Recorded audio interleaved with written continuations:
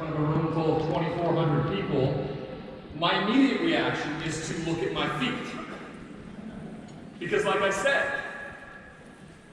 that sounds foreign. Why does it sound foreign? It's because of the stigma around mental illness and substance abuse has been indoctrinated in this society. As far back as probably the early 80s, when the war on drugs became such a symbol for everybody to see and hear. No one looked at the evidence, no one looked at the science and didn't realize that it was an addiction. It was a disease, and therefore, everything that has happened after that has been lumped into this idea of choice. And so growing up where I did, in a small town in Montana, where I never saw anybody look at another person who had an addiction issue as someone who needs medical assistance, but rather somebody who is wrong, who is bad. And the shaming began. And it's been a constant in our society for over the last 30, 40 years around someone who is in need of treatment, someone who is dealing with a mental health disorder, being ostracized and put to the side rather than being given the actual help, the actual training that they need. I did not know anything about it. Like I said, small town kid from the state of Montana. I am the only Montanan who's ever been drafted in the first round of the NFL draft. There are more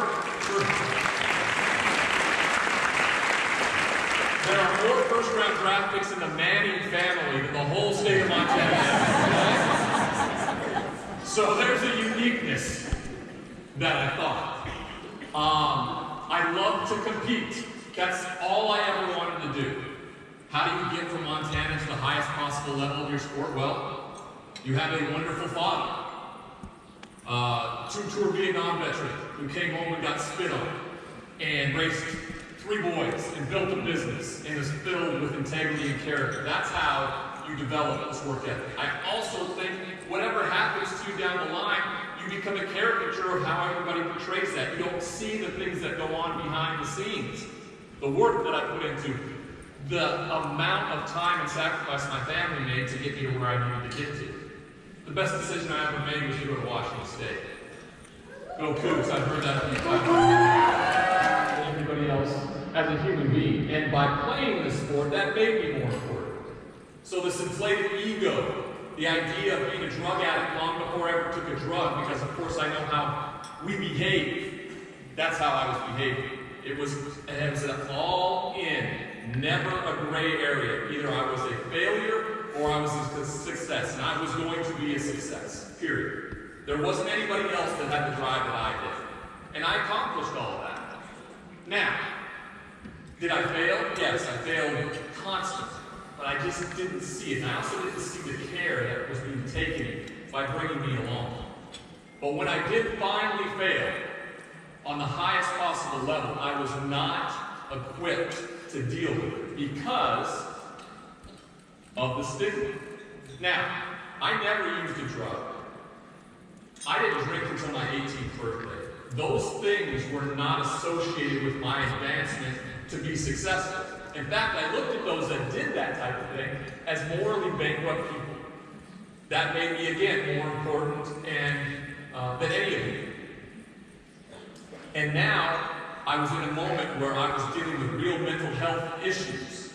And I did not see that as something that I could be open or transparent about because of said stigma. I'd never seen anybody growing up in the cowboy culture of Montana, the locker rooms, in college and the NFL, I'd never seen another man actually step forward and go, I'm really hurting here.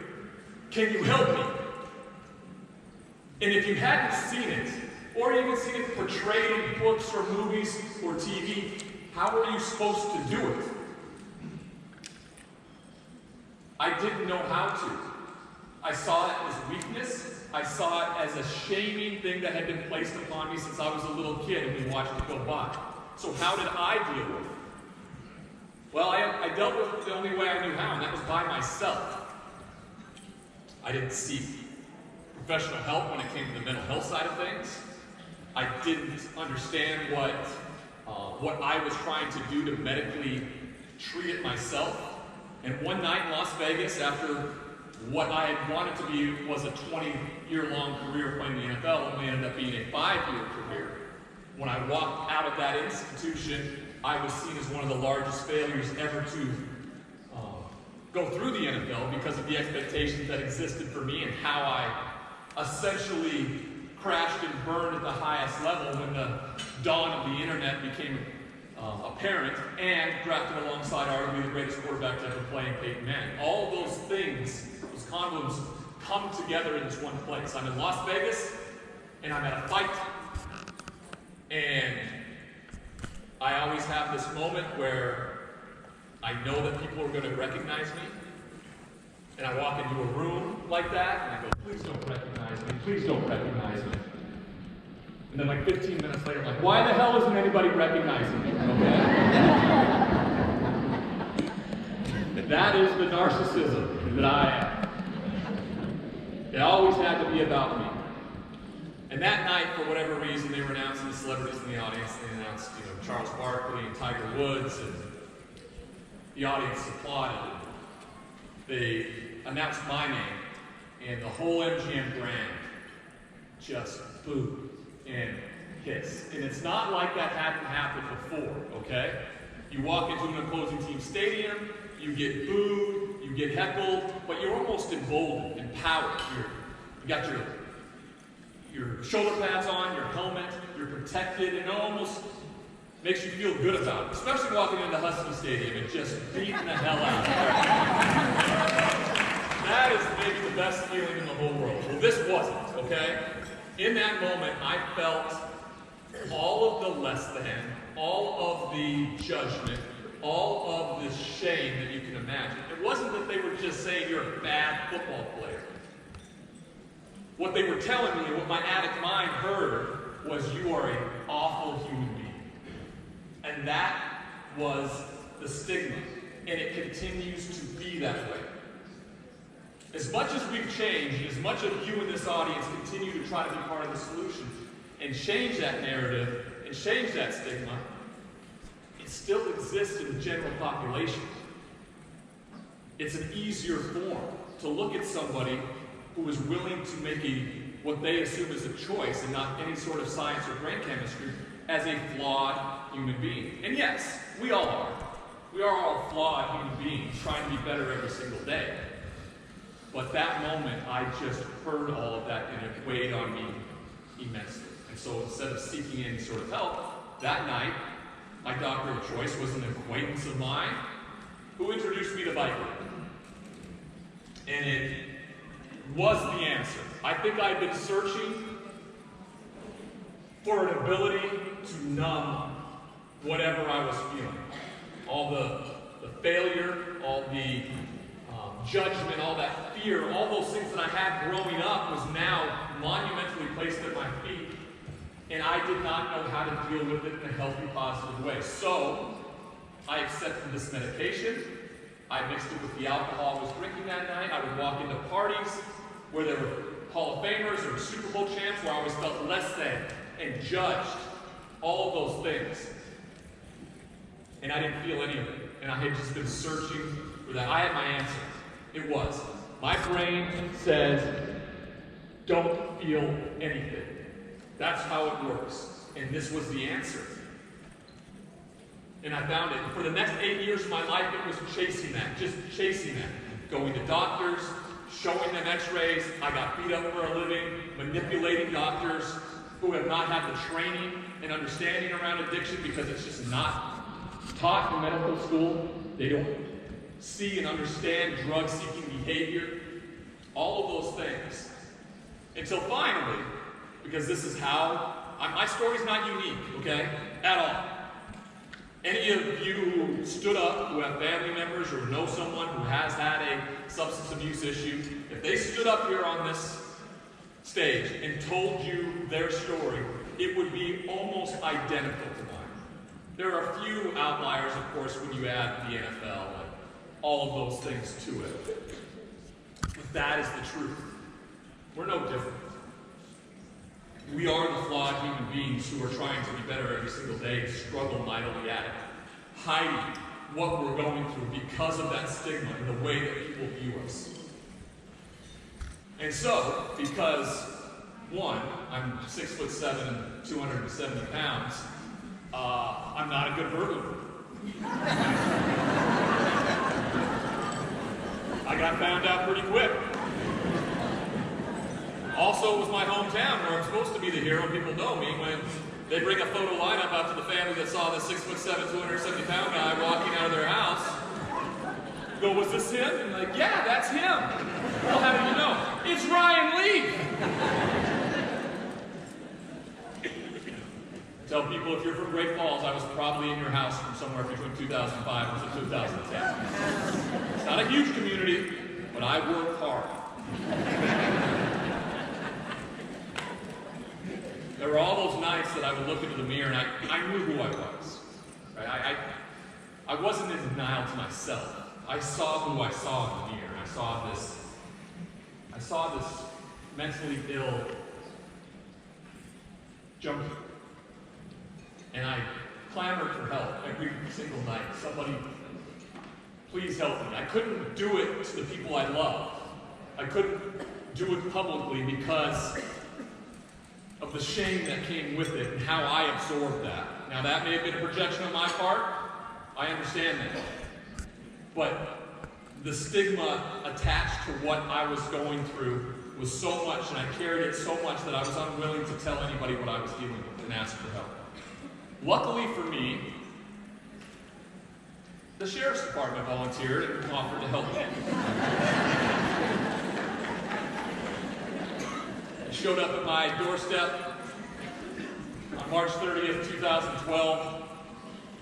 They arrested me and they ultimately saved my life. Now, I didn't view it that way for the longest time. I would spend about 80 days in solitary confinement to start out. The worst possible place you can be, anybody, ever, is in my brain for 80 days by itself, okay? I don't recommend it now, ever, or before, okay? That's where I was. Nothing got better. I went to prison and was sentenced to 7 years in a Montana State penitentiary. The idea that I would be involved in the law enforcement, it never even was a thought. But here I was. And this would really put to the test on whether I was a drug addict long before I ever took a drug, because the substance was taken away from me. The substance was never the problem. I was the problem. I had the disease, and I never had it diagnosed, and therefore I never had it treated. So, I was left to my own devices, and I don't make proper choices. For someone who's made it to the very highest level, who became a millionaire at 21, you'd think you would make proper choices. There's arrested development when you're a special athlete. You get placed on a pedestal. You are not held to the same type of consequences as others. And therefore, your emotionality, your coping skills, those are all arrested, probably around 13 years old for me. So here I was, in the worst possible place you can imagine, with some of the worst possible people. My first roommate had murdered his entire family, and I remember laying there in bed on the top bunk going, this guy's gonna kill me in my sleep. I know it. I sleep like a baby now, because if you can learn how to sleep with the murderer below you, you can probably sleep anywhere. And that is the darndest truth, I tell you. Nothing changed for about 26 of the 32 months I spent in prison. Nothing. I was more miserable, I was more angry, I was more judgmental, fearful, all of the things that go into the definition of a drug addict or someone who's dealing with mental health issues. And luckily for me, again, my higher power just, said, Ryan, you don't get it. I'm going to, again, send somebody to help save your life. And he sent me my roommate. He was an Afghan-Iraqi war veteran who had done something I think most people have probably done in their lives at some point, and that's drive drunk one night. In this case, he killed somebody. He'd spent his last 8 years there, and he was not resolute with that definition of him. He made amends for what he had done, he tried to better himself every single day. I guess he had been around me long enough where he felt comfortable enough to confront me, and he did. He said I had my head buried in the sand. He said I didn't understand the value that I had, not only for the men in there, but for when you get out, Ryan, because you're going to get out at some point. I may not. And so he suggested we go down to the prison library and help prisoners learn how to read who didn't know how to read. And that was the first moment. Now, I had many of those come to Jesus moments where people tried to help me, mentors, family, coaches, everybody. And I just pushed them away because I'd never seen what that can look like. I can't tell you why I went. Maybe because the substance had been out of my system for 26 months, but I did. I went begrudgingly. I still remember walking down the prison hallway like metaphorically kicking rocks, a red jumpsuit, thinking, this is stupid. How is this going to help me? Doesn't he know how important I am? Now, the irony of all that is the guy in the red jumpsuit in a prison hallway still thinks he's important. I walked into that room, and there's this man, a 50-year-old man, in the worst possible place you can imagine, where vulnerability and transparency gets you hurt.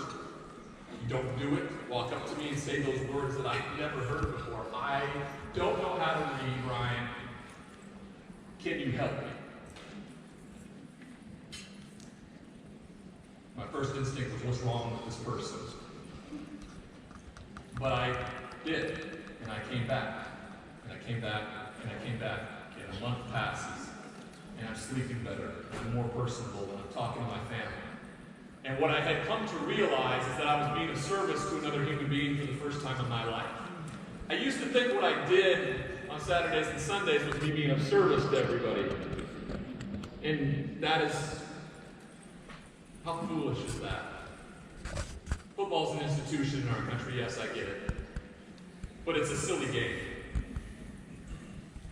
You know, this was faced with the most real events you can as a human being.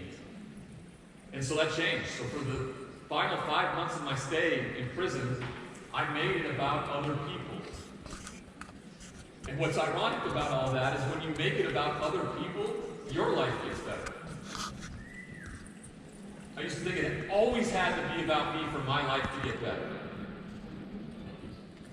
And so when I walked out, there was nothing. I had no one. Luckily, my parents, God bless them, unconditionally have loved their eldest son through everything. They were there outside that prison door when I walked out.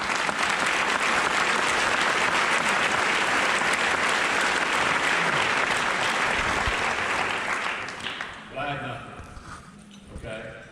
Like I was broke. I couldn't rub 2 pennies together. My credit score was like 500. No one was offering me a job. No one wanted to be around me. I work for the Disney Corporation now, if you can believe that. It's like Mickey Mouse wasn't standing outside that prison or going, "Hey, Ryan!"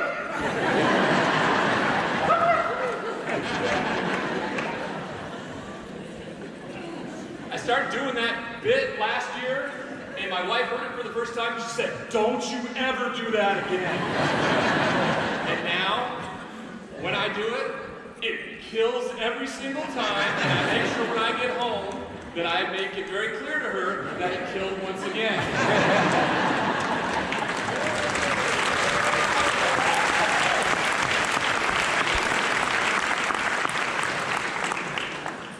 I had nothing, but I had hope.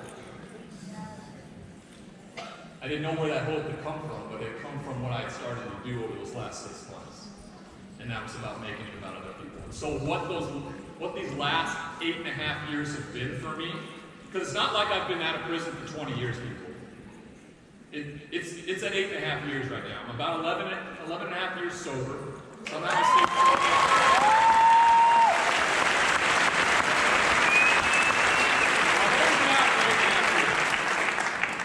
But it's been all about how can I make a difference in someone else's life. And the selfish nature in which I lived and breathed my whole life is such a 180.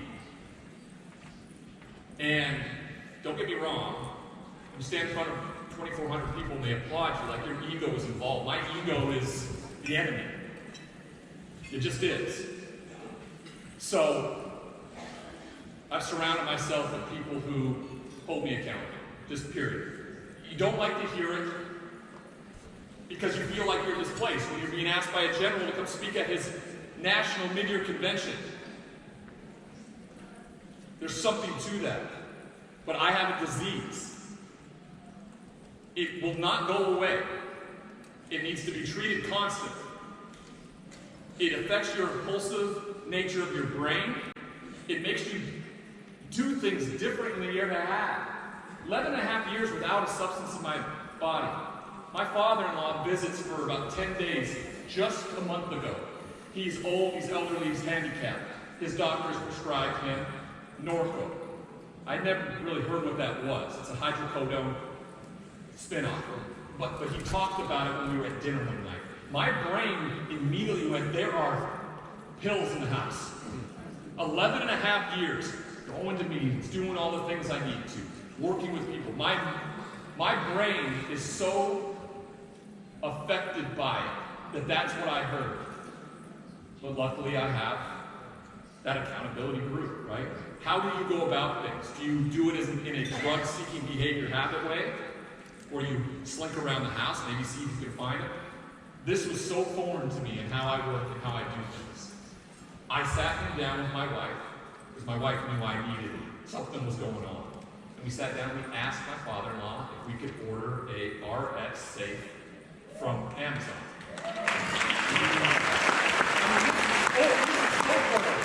For me doing like the next right thing ever. So we ordered it, it came. He put his medication in the safe with him with the key and my wife with the key. And I never thought about it again for the rest of his time there. But this was a month ago. This is an ongoing battle that we're going to have to fight and face our whole lives. And I understand it, and I'm okay with that, and I'm willing to do the hard work. If I put a semblance of the amount of effort I put into drug seeking, into my recovery, I'll be fine. And that's what this has become. I used to think money, power, and prestige was the answer to success. That was the idea. And it could be the furthest thing from the truth. If there's anything you take away from what I've said today, it's going to be these three things. And the first thing is accountability. I was never accountable to anybody or anything my whole life. It was always about me. When that moment came where I was able to walk by the mirror in my prison cell and look at myself and go, Ryan, you are here because of what you did. Nobody else. That removes everything. I blame the media, coaches, family, my hometown, the NFL, everybody. I just never owned up to what my part was in it. And when you do that, ultimately, you cannot blame anybody. Again, it's the most simplistic version of how to deal with something. What was my part in it? How can I fix it? That's accountability. Okay? The second thing is spirituality. There was this joke that Sports Illustrated ran with the year I was headed to the NFL. What's the difference between God and Ryan Leaf? And the punchline is, God doesn't think he's Ryan Leaf. And I thought that was hilarious. There is something about walking in front of 100,000 people going like this and getting a reaction. Okay? There's a godlike feeling to it. It's absurd. What I do know now, and what I've been firmly taught because of all my life experience, is that there is a God, and I'm not it. That's the simple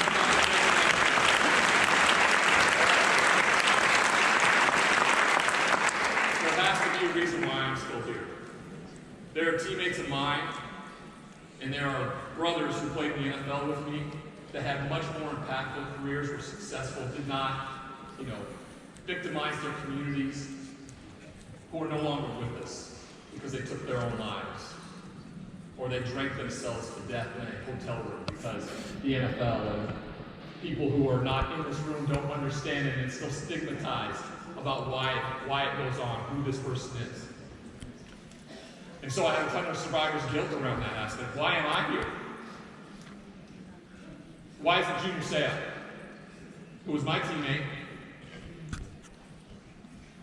who I think would be much more impactful as a speaker than I ever could be. But he's not, because the stigma exists where he didn't feel like he was comfortable enough to tell somebody as a big, strong football player that I'm really struggling here with what I'm dealing with. Somebody help me.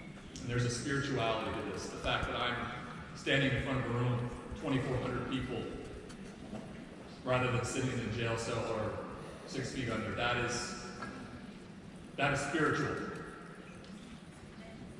The third thing is community. I was never part of a community. I was always on this pedestal growing up. The closest I came to was at Washington State, where all of us were very similar. We were doing and we were achieving what we wanted to together, but that grew to the highest level too when I was told I was the best football player in the world. And then at my lowest, I didn't have like a drug community. Like I didn't have a drug dealer. My hometown and doctors were my drug dealers. And so I didn't want anybody to know that. So I was never part of a community. I went to Los Angeles where I got sober. I went to treatment. I started working in sober living in the recovery world. And that community of mine grew. There were 2,500 meetings a week in LA, and I planted myself firmly in the middle. I was not going to get picked off. And now I get to travel the country and do things like this and meet amazing people who are willing to sacrifice their time with family, with whatever, to care about others who are dealing with this disease that someone will not believe is a disease. And so I applaud all of you for becoming a part of my community. There will be people I meet today and spend time with that will be in my life for the next 50 years. And that's special. That's spiritual. That's community. Those are the three things that make you a success. And I guarantee if you apply those into your life, you will be. I am a walking impersonation of that. But it still doesn't matter.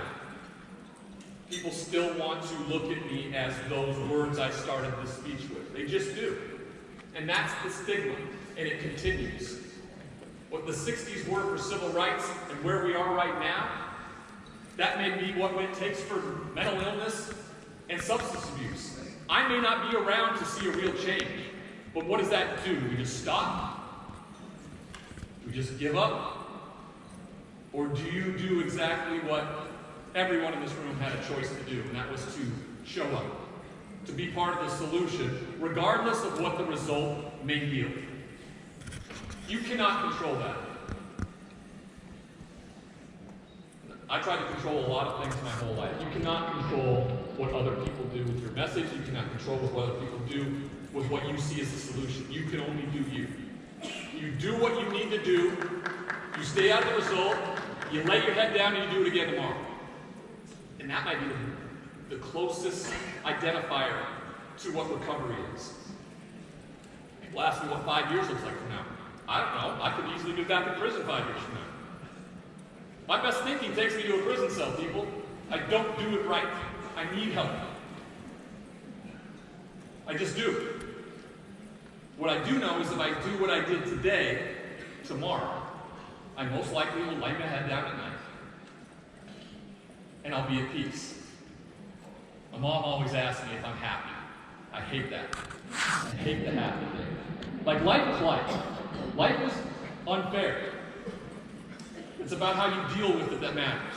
Period. And so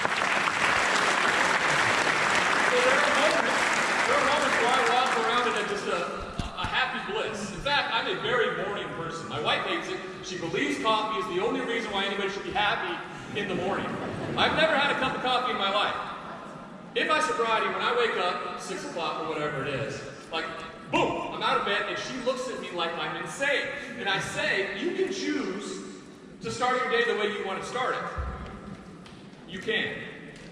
And all of you had a choice. There's always forks in the road. You can deal with things in a positive and healthy way or a negative and toxic one. You all chose to show up today, be part of the solution, and I applaud you for that because it's the harder of the two. Taking the high road, being about love, respect, understanding. That's hard. In this country, the easy part is being judgmental and fearful and pointing fingers and stuff. That's the easier route. And we watch it play out all the time. And that's why the stigma continues to get dragged along to those who deal with substance abuse and mental health disorders. And so what we need to do, and what CADCA has done, and what General Price has put in front of me, is to stand up here and shine the bat signal around the entire world to showcase that, look at me. If you want to use me as the poster child of what could have been but wasn't, it is because of this and that and the other, fine. I can carry that. I've accepted it, I've surrendered to it, and I'm very, very proud of it. This was the hardest thing I've ever done. There have been 27,000 NFL players in the history of the NFL. People would think that's the hardest thing you've ever done. It's not. This is the hardest thing I've ever done. And so therefore, it's imperative that I give back and make it about other people. And so, I'll do it again today. I'll wake up and I'll do it again tomorrow. And each and every one of you, and what I've seen and heard and continue to view, you're going to make a difference in everybody else's life. And I am so grateful. Never thought I'd be able to say that.